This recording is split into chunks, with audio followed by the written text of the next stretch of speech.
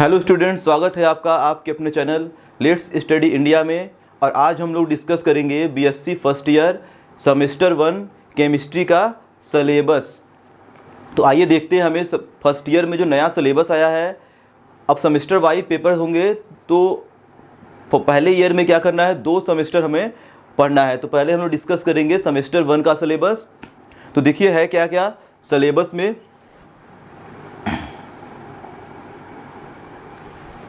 तो देखिए पेपर का नाम अब पहले की तरह इनऑर्गेनिक, ऑर्गेनिक और फिजिकल केमिस्ट्री, अब 3 पेपर इस तरह से नहीं है। अब हमें क्या है, केवल एक ही पेपर पढ़ना है फर्स्ट सेमेस्टर में, जिसमें होंगे 8 यूनिट। और पेपर का नाम क्या है, पेपर का नाम आप लोगों का फंडामेंटल ऑफ केमिस्ट्री। तो फंडामेंटल ऑफ केमिस्ट्री करके पेपर है, और इसमें आप लोगों के 8 यूनिट हैं, जिसमें क्या है, बेसिक, इनऑर्गेनिक, ऑर्गेनिक और कुछ मैथमेटिकल टर्म्स के बारे में पढ़ने हैं। तो देखिए हमारा फर्स्ट यूनिट जो है, इसमें हमें थोड़ा सा एक नया topic, introduction of Indian ancient chemistry and contribution of Indian chemist के बारे में पढ़ना है। यानी ये पूरा क्या है, हिस्ट्री है केमिस्ट्री से रिलेटेड, कौन कौन से साइंटिस्ट थे, जो कैसे कैसे केमिस्ट्री का डेवलपमेंट हुआ है। तो ये पूरा थ्योरेटिकल पार्ट यहाँ पे पढ़ना है। अब उसके बाद देखिए जो मेन टॉपिक है, जहाँ से टीचर पढ़ाना शुरू करते हैं, तो मेन टॉपिक आता है हमारा molecular polarity and weak chemical forces करके। तो केवल ये नाम नया है, लेकिन उसके अंदर जो टॉपिक है वो क्या है, आप लोगों ने प्रीवियस क्लासेस में 11th में 12th में ये सब पढ़ चुका है। देख लीजिए, तो नाम क्या है वही सब है, रेजोनेंस एनर्जी, फॉर्मल चार्ज,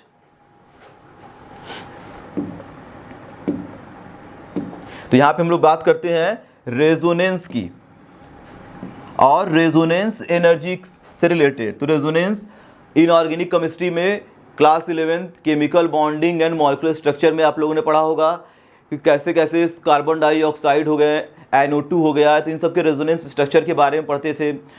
और यहाँ पे क्या करेंगे, थोड़ा सा रेजोनेंस एनर्जी को भी डिस्कस किया जाएगा। उसके बाद फॉर्मल चार्ज, किसी मॉलिक्यूल में उसके एटम पे कौन कौन से चार्ज डेवलप होते हैं, minus charge, zero charge, positive charge, तो उसको कैसे कैलकुलेट करना है वो पढ़ना है। और दिया हुआ है वान डर वाल फोर्सेस के बारे में। तो वान डर वाल फोर्स एक क्या होता है, वीक फोर्स गैसियस मॉलिक्यूल के बीच में लगता है, या न्यूट्रल मॉलिक्यूल्स जो होते हैं जिस पर चार्जेस नहीं होते हैं, उनके बीच में क्या होता है, वान डर वाल फोर्स काम करता है। वैसे ही ion dipole force, dipole dipole interaction, induce dipole interaction और के बारे में यहाँ तक पढ़ेंगे। यानी ये कई तरह क्या है, इंट्रैक्शन है, बोल सकते हैं अट्रैक्शन फोर्सेस हैं। फिर यहाँ पे देखिए दिया हुआ है डाइपोल मोमेंट। तो डाइपोल मोमेंट किसी मॉलिक्यूल में कैसे कैलकुलेट करते हैं, म्यू इक्वल टू क्या होता है, चार्ज इनटू डिस्प्लेसमेंट। तो उस चीज़ को पढ़ेंगे, डाइपोल मोमेंट कैसे कैलकुलेट करना है, डाइपोल के ओरिएंटेशन को कैसे लिखते हैं। फिर दिया हुआ है एंड मॉलिक्यूलर स्ट्रक्चर। तो डाइपोल मोमेंट पढ़ने के बाद उसके अंदर क्या करेंगे, मॉलिक्यूलर स्ट्रक्चर पढ़ेंगे diatomic and polyatomic molecules का। जैसे अमोनिया हो गया, ठीक, कार्बन डाइऑक्साइड हो गया, तो अलग अलग टाइप के मॉलिक्यूल्स होंगे, तो इनके डाइपोल मोमेंट को किस तरह से कैलकुलेट करते हैं, डाइपोल कैसे निकालेंगे, किसमें ज़्यादा डाइपोल होगा, किसमें कम होगा। तो यहाँ पे अलग अलग चीज़ें क्या करनी है, यहाँ पे पढ़नी है डाई और पॉलीएटॉमिक मॉलिक्यूल के बारे में। ये सारा क्या है, डाइपोल मोमेंट के अंतर्गत ही आएगा। फिर इसके बाद दिया हुआ है percentage ionic character from dipole moment. Percentage ionic character हमारा आता है कहाँ पे, कोवैलेंट बॉन्ड, जिसमें क्या हो, डिफरेंट इलेक्ट्रोनेगेटिविटी वाले एटम प्रेजेंट होते हैं। तो होगा क्या कि ज़्यादा इलेक्ट्रोनेगेटिव एटम क्या करता है, इलेक्ट्रॉन को अपनी तरफ विड्रॉ करता है, जिसकी वजह से एटम पे पार्शियल चार्जेस डेवलप हो जाते हैं। यानी वो मॉलिक्यूल हमारा क्या होता है, पार्शियल कोवैलेंट नेचर, पार्शियल आयनिक नेचर रखता है। तो उसमें आयनिक परसेंटेज कितना है, तो वो किस तरह से कैलकुलेट करेंगे, यानी कोवैलेंट बॉन्ड में आयनिक करेक्टर का परसेंटेज कितना है उसे कैलकुलेट करेंगे डाइपोल मोमेंट के अकॉर्डिंग। फिर आप लोग का कहता है पोलराइजिंग पावर एंड पोलराइजिबिलिटी। तो ये फजान रूल से रिलेटेड है यहाँ पे। उसके बाद देखिए दिया हुआ है फजान रूल, ठीक है। तो हमको पता है कि पॉजिटिव आयन जो होते हैं वो निगेटिव वाले को क्या करते हैं, अपनी तरफ अट्रैक्ट करते हैं उसके इलेक्ट्रॉन क्लाउड को, उसे बोलते हैं हम लोग पोलराइजिंग पावर। कितना ज़्यादा निगेटिव वाला क्या हो रहा है, पॉजिटिव की तरफ अप्रोच कर रहा है या कितना ज़्यादा अट्रैक्ट हो रहा है, उसके शेप में कैसा चेंजिंग आता है। तो वहाँ पे हम लोग क्या करेंगे, पोलराइजिंग पावर, पोलराइजिबिलिटी, ये सभी चीज़ें पढ़ना है। और इस चीज़ को समझाया था फजान ने डिफरेंट मॉलिक्यूल के एग्जाम्पल को लेकर। उसके बाद दिया है कॉन्सिक्वेंस ऑफ पोलराइजेशन, पोलराइजेशन के बारे में पढ़ेंगे, यानी इस फिनोमिना को क्या बोलते हैं, पोलराइजेशन बोलते हैं। और उसके बाद आता है आप लोगों का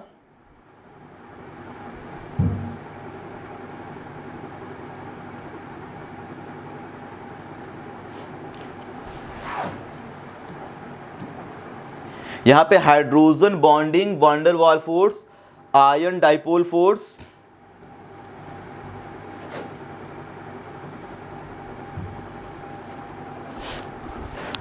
और डाइपोल डाइपोल इंट्रैक्शन और डाइपोल इंड्यूस्ड डाइपोल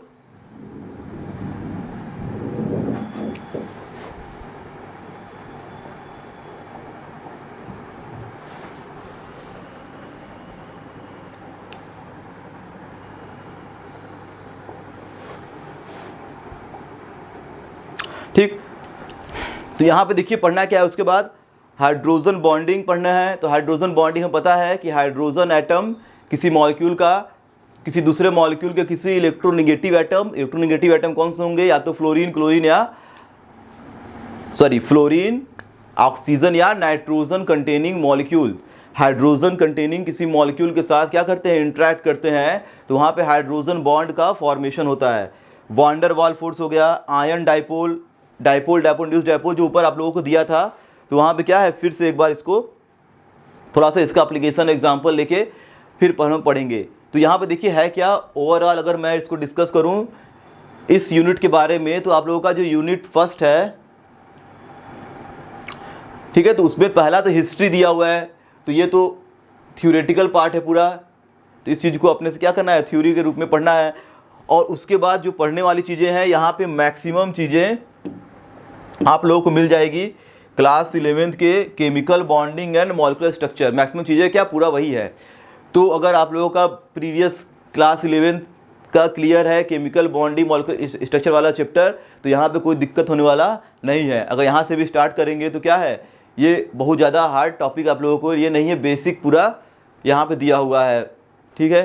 तो अब आइए देखते हैं, ये 10 मार्क का आपका यूनिट है फर्स्ट। फिर उसके बाद आता है सेकेंड यूनिट जिसका नाम है simple bonding theories of molecule. तो यहाँ पे देखिए है क्या, तो simple bonding theory of molecule में पढ़ेंगे एटॉमिक ऑर्बिटल्स। एटॉमिक ऑर्बिटल्स क्या होते हैं, इनके शेप को पढ़ेंगे। इनमें हम लोग क्या करेंगे, नोड कैसे कैलकुलेट करते हैं, नोडल प्लेन क्या होता है, थोड़ा सा कॉन्सेप्ट लगेगा क्वांटम नंबर का। और उसके बाद आता है अबाउ प्रिंसिपल। ये सब चीज़ें कहाँ मिलेंगी, स्ट्रक्चर ऑफ एटम में। तो स्ट्रक्चर ऑफ एटम से रिलेटेड 2 टॉपिक केवल दी गई हैं, एटॉमिक ऑर्बिटल और अबाउ प्रिंसिपल। क्योंकि अबाउ प्रिंसिपल क्या बताता है कि एटम के ऑर्बिटल में क्या होता है, इलेक्ट्रॉन का कैसे कैसे हम लोग इलेक्ट्रॉन क्या करते हैं, फिल करते हैं, filling of electron in a orbital, low energy to high energy जाते हैं। तो अबाउ का प्रिंसिपल है और उसमें n+l रूल से क्वेश्चन आप लोग आ सकते हैं। फिर यहाँ पे आता है मल्टीपल बॉन्डिंग, और multiple bonding sigma and pi bond approach करके टॉपिक। तो मल्टीपल बॉन्डिंग पढ़ेंगे, ठीक है। यानी बॉन्डिंग पढ़ने के लिए क्या करते हैं, ऑर्बिटल के ओवरलैप को समझेंगे, सिग्मा बॉन्ड क्या होता है, पाई बॉन्ड क्या होता है। उसके बाद बॉन्ड लेंथ, और यहाँ पे बॉन्ड लेंथ है और बॉन्ड एनर्जी भी इसी के साथ साथ डिस्कस कर लिया जाएगा। क्योंकि बॉन्ड लेंथ क्या होता है, इंटरन्यूक्लियर डिस्टेंस जितना ज़्यादा रहेगा 2 एटम के बीच में, बॉन्ड लेंथ ज़्यादा होगा, इंटरन्यूक्लियर डिस्टेंस कम होगा, बॉन्ड लेंथ कम हो जाएगा, तो बॉन्ड लेंथ डिक्रीज होगा, स्ट्रेंथ बढ़ेगा। तो ये सब चीज़ें क्या करेंगे, यहाँ पे डिस्कस करेंगे। उसके बाद दिया हुआ है दी वैलेंस बॉन्ड थ्योरी। ये आप लोगों का क्या है, बहुत ही मोस्ट इंपॉर्टेंट टॉपिक है, जिसमें ऑर्बिटल के ओवरलैपिंग को समझेंगे, किस तरीके से डिफरेंट एनर्जी के एटॉमिक ऑर्बिटल, इसकी एनर्जी क्या होती है, हाई एनर्जी से कैसे एक दूसरे के अप्रोच में आके ओवरलैप करते हैं, उनके पास अनपेयर इलेक्ट्रॉन होंगे ओवरलैपिंग के लिए। तो ये पूरा थ्योरी दिया गया है जिसका नाम क्या है, वीबीटी। फिर यहाँ से स्टार्ट होता है हाइब्रिडाइजेशन का कॉन्सेप्ट। हाइब्रिडाइजेशन ये भी आप लोगों ने क्या हुआ प्रीवियस क्लासेस में सुना होगा हाइब्रिडाइजेशन के बारे में, sp sp2 sp3, ठीक है। कुछ हाइब्रिडाइजेशन ऐसे होते हैं जिसमें d ऑर्बिटल भी इन्वॉल्व हो जाते हैं, तो वो सब हाइब्रिडाइजेशन को पूरी तरीके से यहाँ पे डिटेल में पढ़ना है। हाइब्रिड ऑर्बिटल क्या होते हैं एंड मॉलिक्यूलर ज्योमेट्री। क्या हाइब्रिडाइजेशन करने के बाद पता चलता है मॉलिक्यूल के हाइब्रिड ऑर्बिटल कौन से हैं, यानी जो ऑर्बिटल क्या कि हाइब्रिडाइजेशन में पार्टिसिपेट किए हैं। इसके बाद उसके ज्योमेट्री को देखेंगे, किस तरीके का ज्योमेट्री बना रहा है। और एक देखिए नया टॉपिक आप लोगों को मिल जाएगा बेंट रूल करके, तो कुछ बच्चों ने इसको सुना होगा जो क्या करते हैं, थोड़ा सा प्रदीप उदीप की बुक पढ़ते हैं या दिनेश की बुक 11th 12th में, तो बेंट रूल के बारे में वहाँ पे गिवन है। लेकिन वैसे ये एक नया टॉपिक बोल सकते हैं, कहीं कहीं बुक में नहीं गिवन होता है, तो बेंट रूल पढ़ेंगे। उसके बाद आता है valence shell electron pair repulsion theory, जिसे शॉर्टकट में क्या बोलते हैं, valence shell electron pair repulsion theory को VSEPR थ्योरी बोलते हैं। तो यहाँ पे पढ़ेंगे valence shell electron pair repulsion theory. इस थ्योरी में क्या करते हैं, lone pair repulsion, lone pair bond pair repulsion, bond pair repulsion की वजह से मॉलिक्यूल के शेप में क्या चेंजिंग आती है, बॉन्ड एंगल में क्या चेंज आता है, तो वो सब चीज़ यहाँ पे क्या होगा डिस्कस किया जाएगा। फिर उसके बाद आता है shapes of following simple of molecule, ठीक है, containing lone pair and bond pair of electron. तो वैलेंस बॉन्ड थ्योरी के अंदर हमें कौन कौन से मॉलिक्यूल के शेप को डिस्कस करना है, तो वो भी यहाँ पे देख लेते हैं। तो एक पढ़ना है H2O मॉलिक्यूल,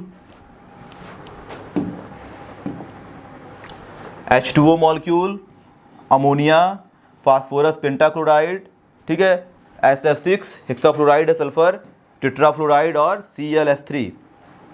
और उसके बाद क्या दिया, ये चार्जेस मॉलिक्यूल है I3 minus and H3O plus hydronium ion. तो कुछ मॉलिक्यूल न्यूट्रल वाले हैं, कुछ मॉलिक्यूल क्या है चार्ज कंटेन कर रहे हैं, निगेटिव चार्ज पॉजिटिव चार्ज। तो सबको हम लोग क्या करेंगे वैलेंस बॉन्ड थ्योरी के अकॉर्डिंग सबकी ज्योमेट्री बनाएंगे, हाइब्रिडाइजेशन करेंगे, ठीक है। और इनके लोन पेयर बॉन्ड पेयर के अकॉर्डिंग इनका शेप किस तरह से चेंज होगा, तो वो सब भी देखना है। फिर आता है मॉलिक्यूलर ऑर्बिटल थ्योरी। तो अभी तक एक थ्योरी VBT था, उसके बाद डेवलप हुआ थोड़ा सा लोन पेयर आ गया, तो वहाँ पे वैलेंस बॉन्ड थ्योरी आ गया। अब फिर डिस्कस करेंगे MOT के बारे में, मॉलिक्यूलर ऑर्बिटल थ्योरी क्या है। तो ये पूरे वेव मॉडल को बताता है, ठीक है, क्योंकि इलेक्ट्रॉन क्या है वो वेव की तरह काम करते हैं, इलेक्ट्रॉन क्लाउड होते हैं। अब ओवरलैपिंग बदल जाएगा, यहाँ पे हम लोग मॉलिक्यूल के कॉन्फ़िगरेशन की बात करेंगे, O2 का कॉन्फ़िगरेशन कैसे लिखना है, ठीक है, और उसके मॉलिक्यूलर ऑर्बिटल डायग्राम को बनाएंगे वहाँ पे। और फिर क्या करेंगे, उनके यहाँ देखिए दिया हुआ है मॉलिक्यूलर ऑर्बिटल डायग्राम पढ़ना है। उसके बाद इंपॉर्टेंट हमारा क्या है, बॉन्ड ऑर्डर क्या होता है, मल्टीप्लिसिटी ऑफ बॉन्ड, या बोल सकते हैं बॉन्ड ऑर्डर, ठीक है। 2 बॉन्ड ऑर्डर 2 है तो 2 बार बॉन्ड बनेगा, बॉन्ड ऑर्डर 3 है, ट्रिपल बॉन्ड कैसे फॉर्म होता है, तो वो सब चीज़ मॉलिक्यूलर ऑर्बिटल में समझाया गया है। अब देखिए यहाँ पे इसका एग्जाम्पल क्या दिया, homonuclear and heteronuclear diatomic molecule. यानी होमोन्यूक्लियर का मतलब क्या होता है, जिसमें दोनों एटम सेम टाइप के हों, जैसे N2 हो गया, O2 हो गया, C2 हो गया, B2, F2, ये सारे क्या आते हैं होमोन्यूक्लियर मॉलिक्यूल में। तो इसके मॉलिक्यूलर ऑर्बिटल डायग्राम को पढ़ेंगे, उसका बॉन्ड ऑर्डर कैलकुलेट करेंगे। फिर उसके बाद हेट्रोन्यूक्लियर में आएगा carbon monoxide, NO and their ions, यानी इस पे प्लस चार्ज माइनस चार्ज वाले कुछ आयंस के बारे में भी पढ़ेंगे। तो इनका भी डायग्राम बनाना है, बॉन्ड ऑर्डर निकालना है। तो ये सारी चीज़ें भी क्या है, chemical bonding and molecular structure की ही सारी चीज़ें हैं, जिसमें से केवल 2 टॉपिक एटॉमिक ऑर्बिटल और अबाउ प्रिंसिपल, ये आप लोगों का मिल जाएगा स्ट्रक्चर ऑफ एटम से।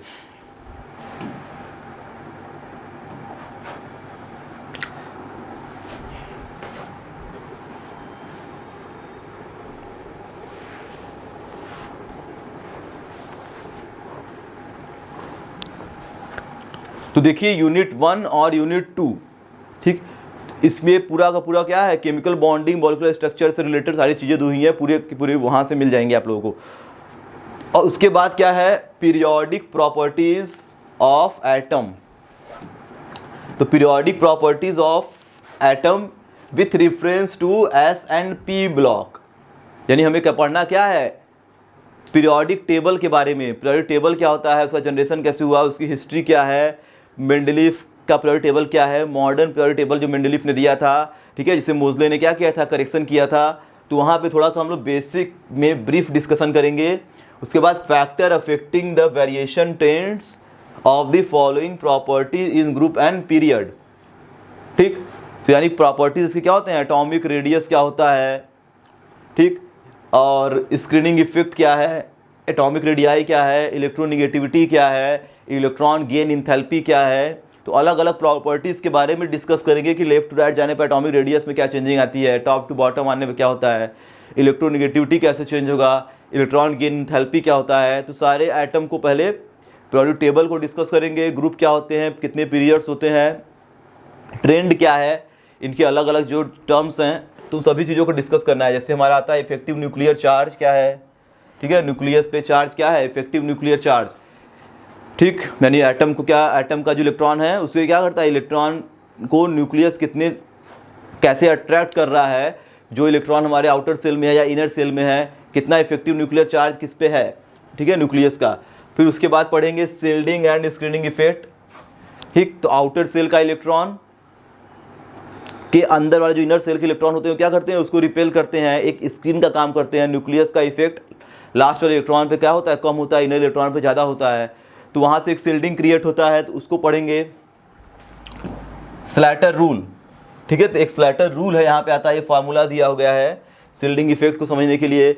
फिर आता है atomic and ionic radii, electronegativity, Pauling Allred and Rochow scale, फिर ionization enthalpy, electron gain enthalpy. ये सारे क्या है, छोटे छोटे टर्म्स हैं जिनके वेरिएशन को पढ़ना है और उस टॉपिक के बारे में हमें मतलब एटॉमिक रेडियस को समझना भी है, एटॉमिक रेडियस होता क्या है, आयनिक रेडियस होता क्या है।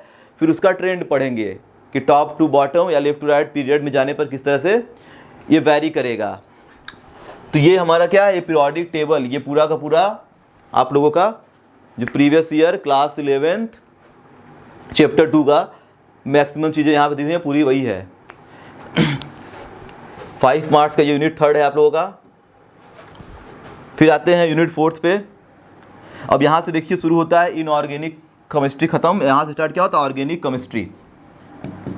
अब यहाँ से आप लोगों का स्टार्ट होगा ऑर्गेनिक केमिस्ट्री। तो ऑर्गेनिक केमिस्ट्री में जिसको हम लोग बोलते थे क्या, जनरल ऑर्गेनिक केमिस्ट्री, GOC, तो वही सारी चीज़ें पूरी उठा के यहाँ पे दे दी गई हैं, जिसमें से क्या है, हाइब्रिडाइजेशन को फिर से पढ़ेंगे, क्योंकि हाइब्रिडाइजेशन इनऑर्गेनिक में भी था।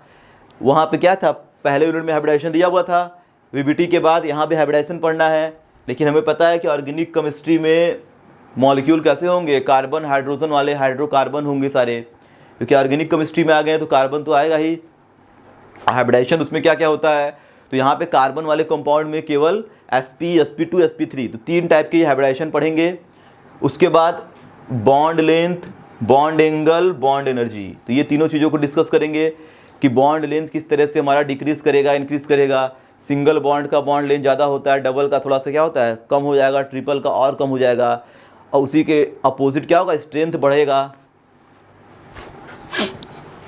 Localisation and delocalisation of chemical bonding, ठीक है। तो केमिकल बॉन्ड में पाई बॉन्ड या का किस तरह से क्या होता है, लोकलाइजेशन होता है, या डी लोकलाइजेशन क्या होता है। बेंजीन रिंग का एग्जांपल लेके इन सब चीज़ों क्या करेंगे, और भी एग्जांपल लेके इन सब चीज़ों को समझेंगे।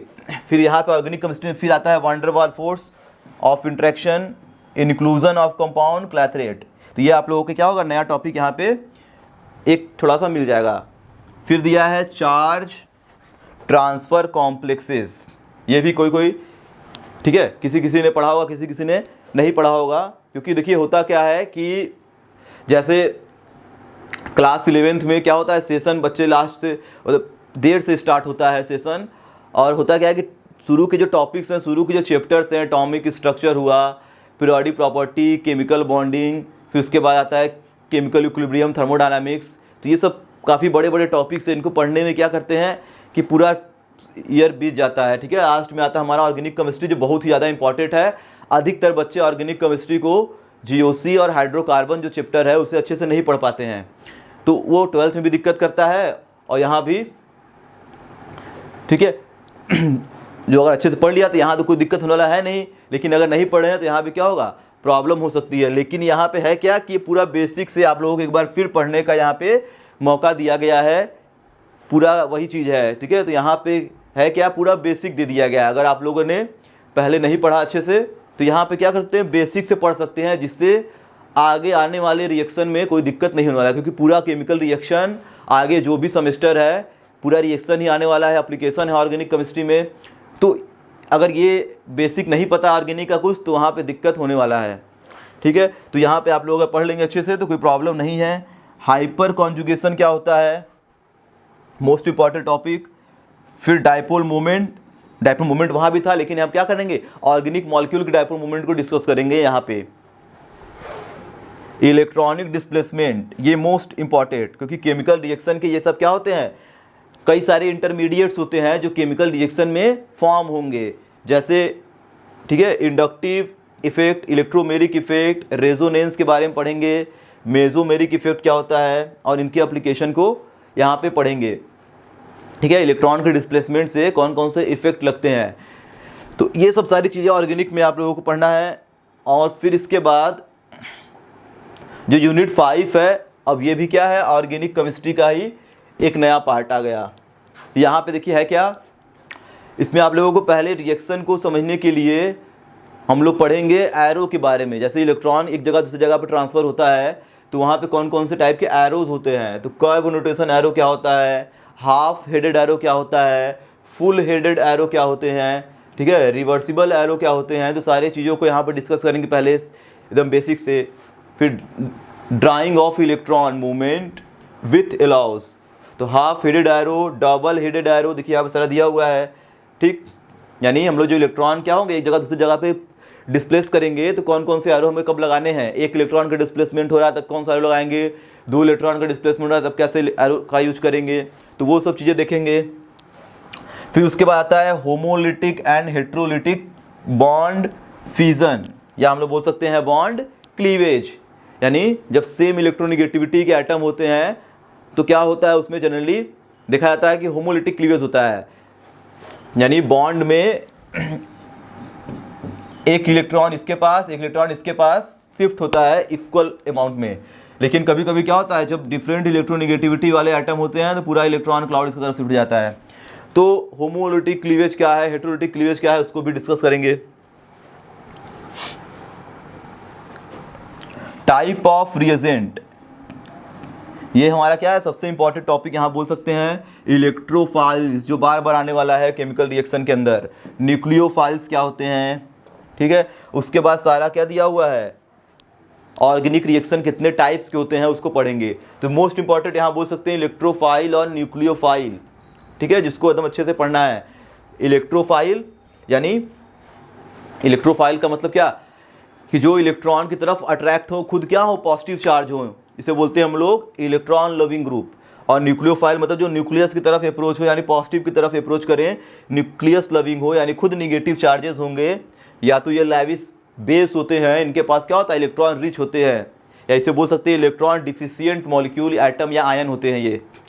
उसके बाद टाइप्स ऑफ ऑर्गेनिक रिएक्शन को पढ़ेंगे, कितने टाइप के ऑर्गेनिक रिएक्शन होते हैं, सब्स्टिट्यूशन रिएक्शन, एलिमिनेशन रिएक्शन, ठीक है, न्यूक्लियोफिलिक एडिशन, उसके बाद रीअरेंजमेंट रिएक्शन। तो कई तरह के ऑर्गेनिक रिएक्शन यहाँ पढ़ने हैं, ठीक है। जो यहाँ पे जितने टाइप के रिएक्शन पढ़ेंगे वो पूरा ऑर्गेनिक केमिस्ट्री में उतने टाइप में ही सारे क्या होते हैं, सारे के सारे रिएक्शन उसी के अंदर ही आते हैं।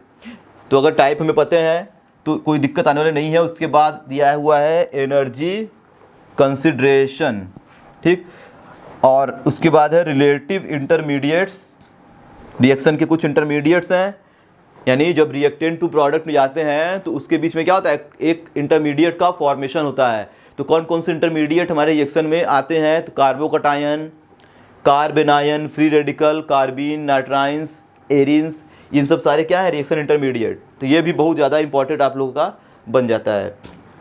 तो अगर ऑर्गेनिक को बेसिक से एकदम समझना है, तो अगर हमारा यूनिट 5 और 4 क्लियर है तो ऑर्गेनिक में फिर आगे कोई दिक्कत आने वाला है ही नहीं। ये भी आप लोगों का क्या है, 10 मार्क्स का ये है, ठीक। उसके पहले वाला क्या था, 15 मार्क्स का।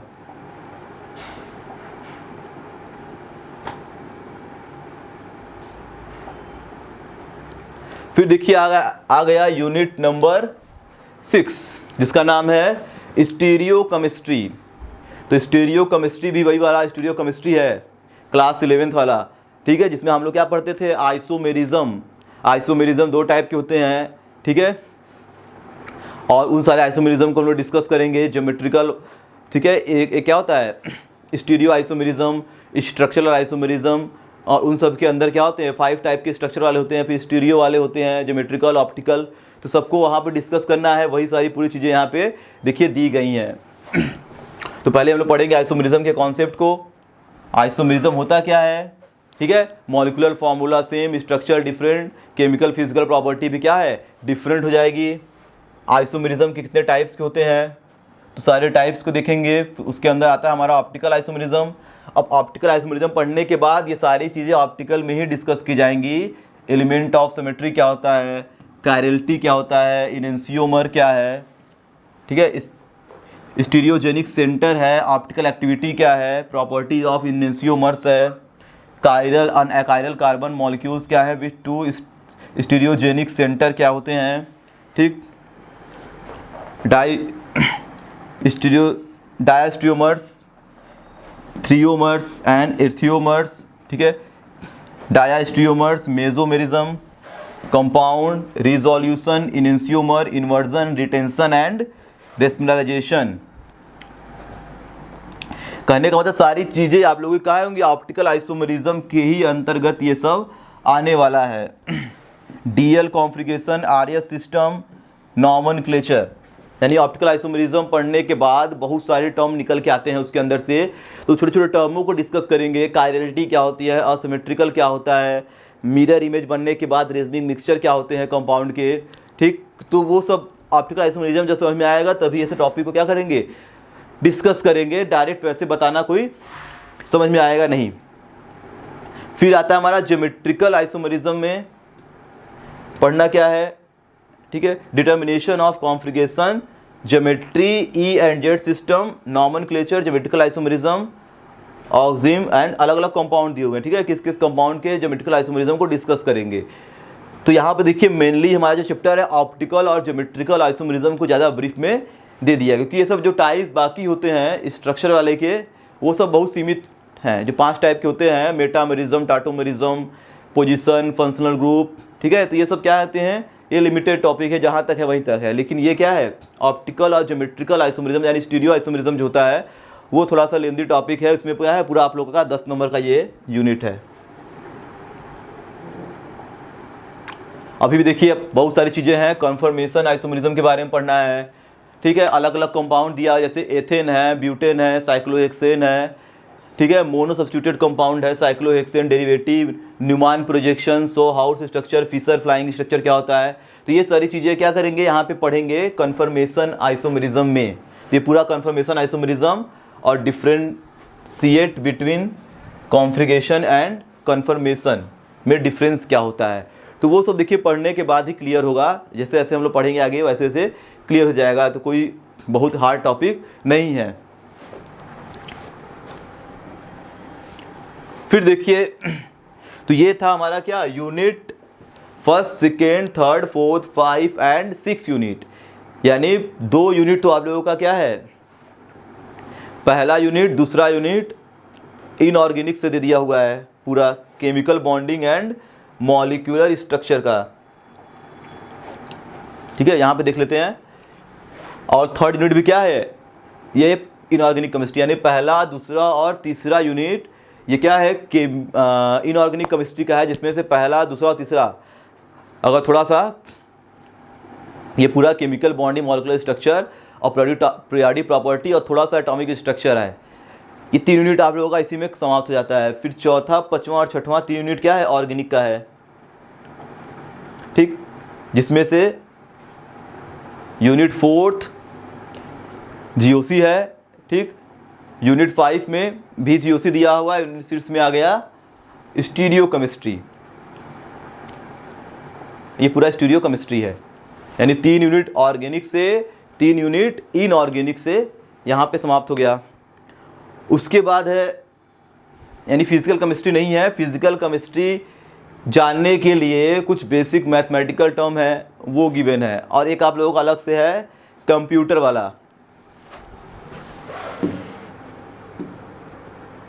देखिए यहाँ पे दिया हुआ है बेसिक कंप्यूटर सिस्टम के बारे में, तो जिसका ठीक है कंप्यूटर सब्जेक्ट रहा होगा तो उसके लिए कोई दिक्कत है नहीं, ठीक है। अगर जो भी लिया होगा कंप्यूटर उसके लिए कोई दिक्कत आने वाला यहाँ पे है नहीं। तो 5 नंबर के यहाँ पे क्या है, कंप्यूटर है, पूरा बेसिक दिया हुआ है, हार्डवेयर क्या होता है, सॉफ्टवेयर क्या होता है, इनपुट क्या है, आउटपुट क्या है, ठीक है। तो ये पूरा बाइनरी सिस्टम है, तो ये पूरा का पूरा क्या है, कंप्यूटर का पूरा टॉपिक है। तो हमको नहीं लगता है केमिस्ट्री का टीचर इसको पढ़ाएगा, या तो कोई कंप्यूटर का टीचर पढ़ाएगा, या तो क्योंकि बेसिक है पढ़ा भी सकता है, कोई ऐसी दिक्कत आने वाला यहाँ पे नहीं है। तो ये कंप्यूटर सिस्टम के बारे में यहाँ पढ़ना है, बेसिक कंप्यूटर नॉलेज। फिर आता है मैथमेटिकल कॉन्सेप्ट ऑफ केमिस्ट्री, ये बहुत आगे यूज होने वाला है, क्योंकि हमें आगे क्या है, आगे सेमेस्टर्स में फिजिकल केमिस्ट्री आने वाली है। तो फिजिकल केमिस्ट्री में कहीं ना कहीं डिफरेंशियल का, इंटीग्रेशन का, बहुत सारे लॉग का यूज होता है वहाँ पे। तो फिजिकल केमिस्ट्री में मैथ के कुछ टर्म्स रहते हैं, तो उसको समझने के लिए हमें क्या होना चाहिए, बेसिक मैथ पता होना चाहिए। तो मैथ वाले बच्चों के लिए तो कुछ है नहीं, ये आसानी से कर लेंगे, क्योंकि उनका तो ये तो बहुत बेसिक है, ठीक है, इंटर लेवल का ही मैथ है केवल 11th-12th का। लेकिन बायो वाले बच्चों को क्या होगा, थोड़ा सा मेहनत करना पड़ेगा इस यूनिट के लिए, ठीक। यहाँ पे देखिए लॉग है, कर्व कैसे बनता है, लीनियर ग्राफ पढ़ना है, कैलकुलेशन दिया हुआ है, फिर डिफ्रेंसिएशन है, ठीक है, फिर लॉग वाला डिफरेंशियल पढ़ना है, मैक्सिमा मिनिमा आपका आता है, कैलकुलस की टॉपिक है, डिफरेंशिएशन, ठीक। उसके बाद है रिलेशन फंक्शन, इंटीग्रेशन पढ़ना है, इसके कुछ यूजेस हैं, प्रोबेबिलिटी दिया हुआ है। तो यहाँ पे पूरा क्या है, मैथ है, ठीक है। तो बायो वाले बच्चों को ये बस टॉपिक ध्यान देना है। तो ये है क्या, पूरा बीएससी फर्स्ट सेमेस्टर, यानी 8 यूनिट आप लोगों को पढ़ने हैं, ठीक है, जिसमें से यूनिट 8 और यूनिट 7, ठीक है, वो कंप्यूटर और मैथ है। बाकी जो इसके पहले 3 यूनिट थे, जिसमें से 3 क्या है, इनऑर्गेनिक है, फिर इसके बाद 3 ऑर्गेनिक का यूनिट है। तो ये हमारा क्या है, फर्स्ट ईयर का पूरा हो गया सिलेबस। तो सिलेबस समझने के बाद अब हम लोग क्या करेंगे, एक एक टॉपिक को या एक एक यूनिट बोल सकते हैं, उसको क्या करेंगे, स्टार्टिंग से डिस्कस करना शुरू करेंगे, यानी उसको अच्छे से पढ़ेंगे, ठीक है। तो देखिए बहुत ज़रूरी है यहाँ से स्टार्ट करना इनऑर्गेनिक केमिस्ट्री से।